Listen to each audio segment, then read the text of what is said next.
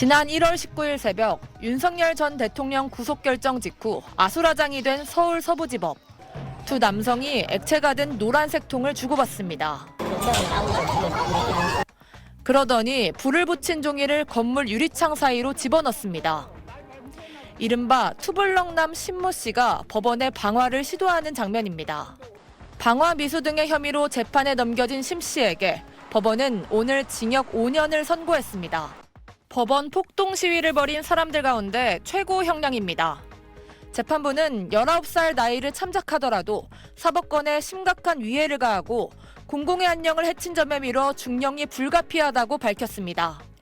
법원은 전광훈 목사가 이끄는 사랑제일교회의 특임 전도사 윤모 씨에 대해선 법원 침입에 주도적인 역할을 했다며 징역 3년 6개월을 선고했습니다.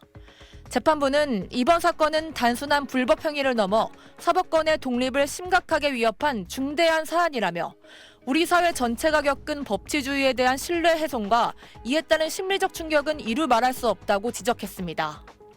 한편 당시 다큐멘터리 제작을 위해 법원 경내로 들어갔던 정윤석 감독은 벌금 200만 원이 선고됐습니다. 재판부 판결 존중해야 된다고 생각하고요. 근데 좀 많이 아쉬운 건 사실입니다. 표현의 자유 측면에서는 가장 안 좋은 판례라고 생각하는. 오늘 선고가 내려진 시위대원 63명 모두 유죄 판결을 받은 가운데 재판에 넘겨진 128명 중 1심 선고를 앞둔 사람은 45명이 남았습니다. SBS 김봄입니다.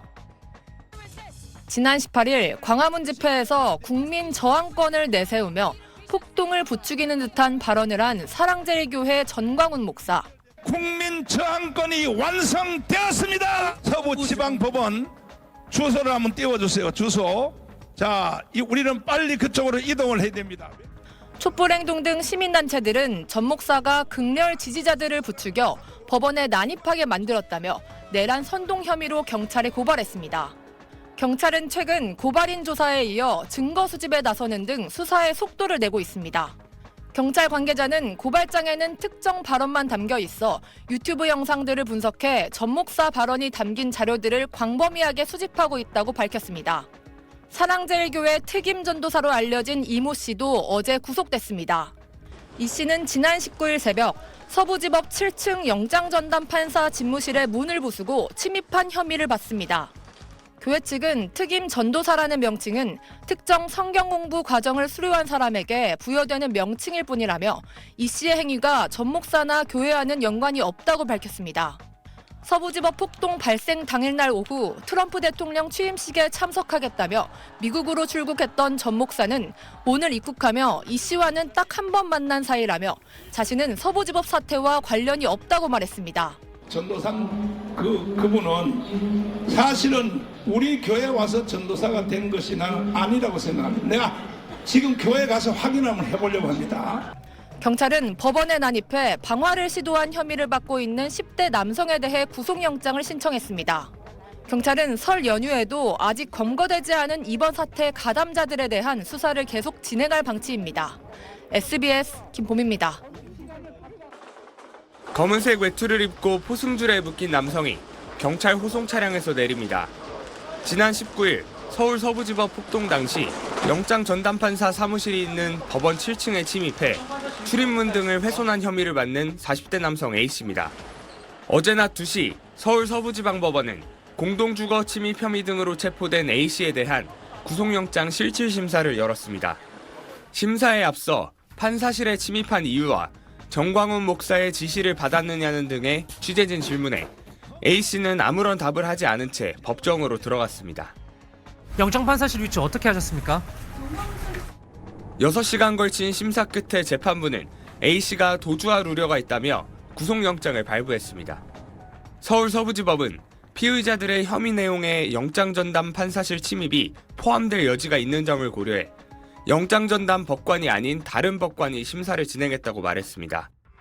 A씨는 전광훈 목사가 운영하는 사랑제일교회의 특임전도사로도 알려졌는데 사랑제일교회 측은 특임전도사는 교육과정을 수료한 사람에게 부여되는 명칭이라며 교회 차원에서 특정 행동을 지시한 바 없다고 밝혔습니다. 경찰은 서부지법 난입 폭력 사태로 구속영장이 발부된 58명을 오늘 중 검찰에 구속 송치할 예정입니다. SBS 김지욱입니다. 지난 1월 19일 윤석열 전 대통령에 대한 구속영장이 발부된 직후 서울 서부지법에 침입해 난동을 벌인 혐의로 기소된 35살 김모 씨와 28살 소모 씨. 오늘 오전 서울 서부지법 형사 6단독 김진성 판사는 선고에 앞서 쑥스러운 이야기일 수 있지만 자신에게도 의미가 있다면서 개인적인 소회를 털어놨습니다. 김 판사는 선고와 결정이 쉬운 사건은 없다. 판결문을 머릿속에서 여러 번 썼다 지웠다 반복했다면서 오늘의 선고는 정답이 아닌 다만 결정과 결단의 문제라고 생각한다고 말했습니다.